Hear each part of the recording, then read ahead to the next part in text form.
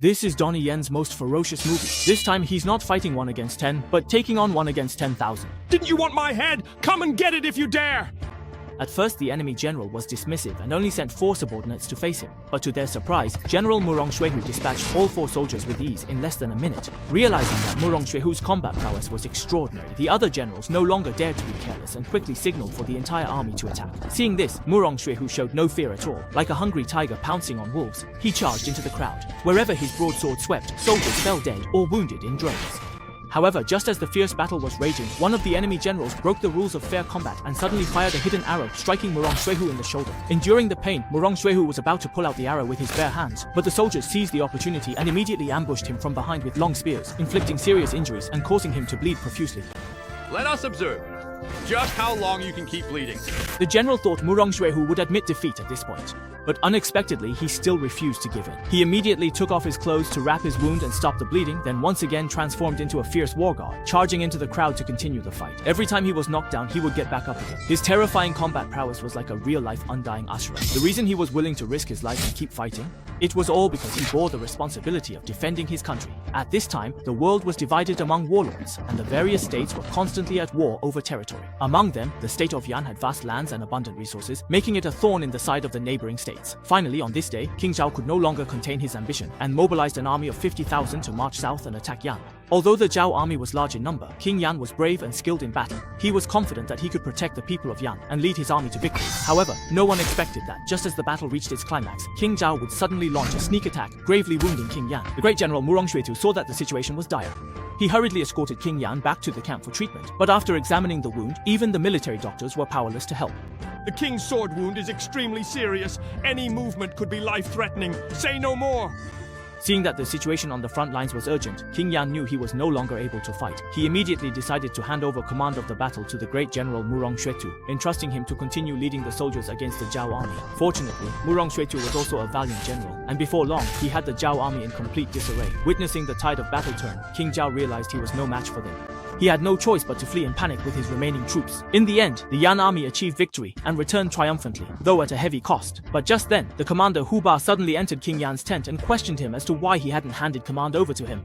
It turned out that he was quite dissatisfied with King Yan's recent decision, simply because he believed his own military skills were superior. Moreover, he was King Yan's own nephew, while Murong Xuehu was just an orphan of unknown origin. Although he had no parents, he never considered himself an orphan. He had always regarded the great kingdom of England as his home. Even though I am your own nephew and we share the same blood, every single thing you do, every battle you fight, is all for your own ambition. King Yan's response did not convince Hu Ba. He didn't think having ambition was a bad thing. In fact, he even felt that King Yan was too content with staying in one corner. He couldn't lead the Yan kingdom to become stronger. So in order to satisfy his own ambition, Hu Ba decided to stop holding back. He decisively stepped forward and twisted the arrow in King Yan's body, ending his life before the king could announce his successor, hoping to seize the throne for himself. But what he never expected was that King Yan had already foreseen such a turn of events. When Murong Xuehu set out on his campaign, the king had already prepared an imperial edict, planning to pass the throne to his only daughter, Yan Faya, after his own death. He also entrusted the national weapon, the flying swallow blade, to her. However, Yan Faya had been pampered since childhood and had never participated in state affairs. As soon as the imperial edict was announced, Hu Ba was the first to voice his objection. Our Yan kingdom is founded on martial strength. Every ruler throughout our history has been brave and skilled in battle. The princess is delicate and noble. How could she possibly lead the army and defend our homeland? The princess was granted an audience by the king on his deathbed. How dare you object? Who knows if the king was in his right mind at the end? If you say one more bad word about the king, I'll kill you. With tensions rising and both sides on the verge of drawing swords, the princess hurriedly stepped in to calm everyone down. To prove she was worthy of inheriting the throne, she drew the flying swallow blade in front of everyone and vowed to train with the army every day from then on. The next enemy who dares invade Yan, I will use the flying swallow blade to behead them myself. As soon as she said this, Murong Xuehu and the others immediately knelt in respect. Seeing this, Hu Ba was left speechless. He had no choice but to reluctantly back down for the time being. The next morning, Yan Faya began training alongside Murong Xuehu. In order to quickly stabilize the morale of the entire Yan kingdom, Murong Xuehu even devised a grueling training regimen for her. He didn't give her any special treatment just because she was a woman. If her speed was too slow, she was reprimanded all the same. If her arm strength was too weak, she had to draw the bow 1,000 times. Every day she trained alongside a group of men. If she wasn't being struck by a staff and knocked into cold water, she was being dismounted by a long spear. Even when torrential rain poured down on her head, she couldn't relax for a moment, all because she was the first female ruler of the Yan Kingdom. In order to shoulder this responsibility, Yan Fei had to make herself stronger. Even though she was exhausted every day, she never thought of giving up. Remember, warriors of the Yan Kingdom can be killed, but they can never be defeated. 2 months passed like this, and under the hellish training of General Murong Xuehu, Yan Fei made rapid progress. But as he grew stronger day by day, Commander Hu Ba started to feel dissatisfied again. Unwilling to submit to a woman, he secretly hired several assassins to keep an eye on Yan Fei, planning to seize an opportunity to strike in order to compete for the throne. Finally, one day, Yan Fei was alone washing her horse in the river, giving the assassins the opportunity they had been waiting for. They immediately leapt out, ready to make their move. Fortunately, Yan Fei reacted quickly and managed to escape on horseback into the complex terrain of the forest. However, the assassins relentlessly pursued her. The assassins kept firing poison needles at her. Yan Fei couldn't dodge in time and was struck in the back by one of the needles. At this critical moment, a man named Duan Lanchuan happened to pass by and saw Yan Fei collapse from the poison. Out of compassion, he quickly used animal traps in the forest to block the assassins, then took Yan Fei back to his place to treat her injuries. Fortunately, Duan Lanchuan knew some medicine, and after his emergency treatment, Yan Fei regained consciousness. However, the poison in her body would still take 3 days of rest to be fully cleared. With no other choice, Yan Fei had to stay there temporarily for a few days. She asked Duan Lanchuan to help treat her injuries. However, at that moment, she had no idea how much trouble this decision would bring to Duan Lanchuan. Soon, under Duan Lanchuan's attentive care, Yan Fei's condition improved, and she was able to move around much more easily. To repay Duan Lanchuan for saving her life, Yan Fei would help him with some household chores, and as a result, the two of them interacted more and more. Through their conversations, Yan Fei learned that Duan Lanchuan had no parents, yet lived a carefree and unrestrained life. He didn't have to work hard for his family, nor worry about national affairs or the people's livelihood. Such a life stirred a hint of envy in Yan Fei, who bore the heavy burden of the world on her shoulders. She even began to have thoughts of running away, but Murong Xuehu arrived and pulled her back to reality. Knowing her heavy responsibilities, Yan Fei left Duan Lanchuan for the military camp. En route, a soldier reported the Zhao army's advance, putting the Yan kingdom in danger. Seeing the urgency, Murong Xuehu and Yan Fei rushed to the front lines to prepare for battle. But what they never expected was that Hu Ba, enraged by his failure to assassinate Yan Fei, lost his temper, and at this critical moment seized control of the military command, leaving Murong Xuehu and the others at a loss for how to respond. The troop counts? Zhao has 10,000 while we have only 2,000.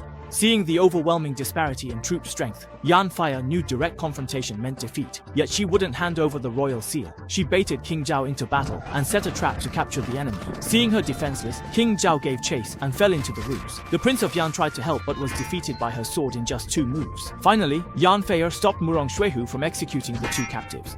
Why not kill him? The states of Zhao and Yan have been at war for years with countless casualties. Do you know what we're fighting for? What it's all about? For hatred. Hatred? What hatred is there between me and your son? Our 2 countries should stop fighting. Let your father, the king, go. Yan Fei's actions greatly shocked Murong Xuehu, but unexpectedly her words were like a wake-up call to the king of Zhao. He actually ordered a withdrawal of his troops and promised never to initiate war again. After this battle, Yan Fei's prestige in the army soared, and there were no more voices in court opposing her claim to the throne. Afterwards, in order to establish her authority, Yan Fei even stripped Hu Ba of his position as commander right in front of all the ministers. From then on, the Yan Kingdom finally ushered in a long-awaited era of peace. However, although this should have been a cause for celebration, Yan Fei could not bring herself to feel happy, not even when discussing the upcoming enthronement ceremony with the ministers a few days later. He couldn't lift his spirits either. It turned out that ever since saying goodbye to Duan Lanchuan, he had been constantly thinking about her, still longing for that kind of free life. So, after much deliberation, he finally decided to announce at the enthronement ceremony that he would give up the throne and his title as Princess. From this day forward, Yan Fei will no longer concern herself with state affairs or politics. After saying this, Yan Fei entrusted the throne to Murong Xuehu, then rode out of the city on horseback to find Duan Lanchuan and pursue the freedom he longed for. However, no one expected that not long after Yan Fei left, Wu Ba would make a comeback, secretly mobilizing his old troops to launch a rebellion, intending to kill Murong Xuehu and seize power. Fortunately, at the critical moment, Murong Xuehu's subordinates appeared in time with shields, helping him block the arrows shot at him. General, take the fire and blade and go quickly!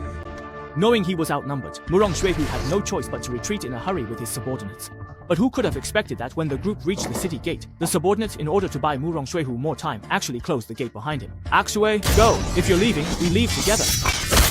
He watched his own men willingly sacrifice themselves, dying before his very eyes. General Murong Xuehu felt as if his heart were being torn apart, but seeing how dire the situation was, and not wanting their deaths to be in vain, he gritted his teeth, mounted his horse, and quickly escaped. In his heart, he silently vowed to avenge his brothers. Meanwhile, far away in the mountains, Yan Fei learned that the country was in dire straits, and immediately decided to return to help. But before he could even set out, The assassins sent by Wu Ba quietly closed in. Sensing something was wrong outside, Yan Feihe and Duan Lanchuan immediately switched into combat mode. The two of them countered every move, working together seamlessly and quickly turned the tables, killing the intruders inside the house.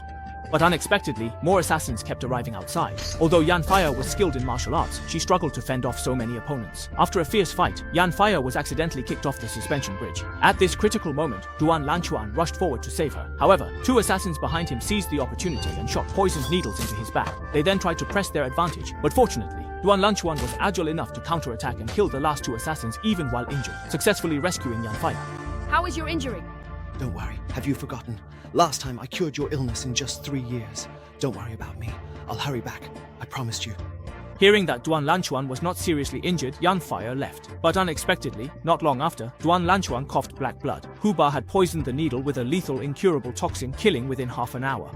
Meanwhile, on the other side, Murong Xuehu, seeking revenge for his brothers, went alone to confront Hu Ba. Are you here to die or to surrender? Didn't you want my head? If you've got the guts, come and take it. As soon as these words were spoken, Hu Ba immediately ordered his soldiers to swarm forward. He originally thought that this way, Murong Xuehu would have no way to break through the encirclement. Unexpectedly, Murong Xuehu fought like a tiger, descending the mountain, showing no sign of weakening, even after a long battle. Seeing his own men suffering heavy casualties, Hu Ba seized the opportunity to shoot a hidden arrow, striking Murong Xuehu in the shoulder. He then ordered his soldiers to take advantage of the moment and thrust their spears at Murong Xuehu's lower back. Although Murong Xuehu was already covered in wounds by this point, he still refused to fall, holding on until his strength was nearly exhausted. Yan Feihe rushed over. Hu Ba, because of your ambition, so many people have died. Today, I'm here to settle things with you once and for all. Yan Feihe took the flying swallow blade from Murong Xuehu and then watched as he resolutely charged at Hu Ba, determined to avenge all those who had died in vain. However, although his sword moves were swift, he simply lacked the strength. Every strike was easily deflected by Hu Ba. After just a few exchanges, Hu Ba countered and knocked his weapon away, then landed an elbow strike that sent him crashing to the ground. Let your blood be the sacrifice to consecrate my new dynasty with your blood. Just as Hu Ba was about to strike, Yan Feihe suddenly erupted in anger. Seizing the long spear beside her, she thrust it with all her might, piercing Hu Ba's throat and killing him on the spot. With that, this farce finally came to an end. Seeing this, Murong Xuehu, who had been holding on for so long, finally relaxed and collapsed. After quelling the internal strife, Yan Feihe hurried back to the forest. He wanted to share the good news with Duan Lanchuan, but to his shock, he found that Duan had already died from the effects of poison. At that moment, Yan Feihe felt as if she had been struck by lightning. She never imagined that the freedom she longed for would ultimately result in the people around her leaving one by one. She didn't want the same thing to happen again, so after properly burying Duan Lanchuan, she decided to return to the Yan Kingdom. From then on, she was no longer just a woman yearning to escape, but the ruler of the great Yan Kingdom, bearing a heavy responsibility. I, Yan Feihe, as the 16th ruler of the great Yan Kingdom, Feng Murong and Xuehu will serve as court hunters and swordsmen. From this day forward, the Yan Kingdom will no longer wage war or raise armies. We will coexist peacefully with the other 9 kingdoms of the world. The movie ends here. That's all for this video. See you next time for more classic films.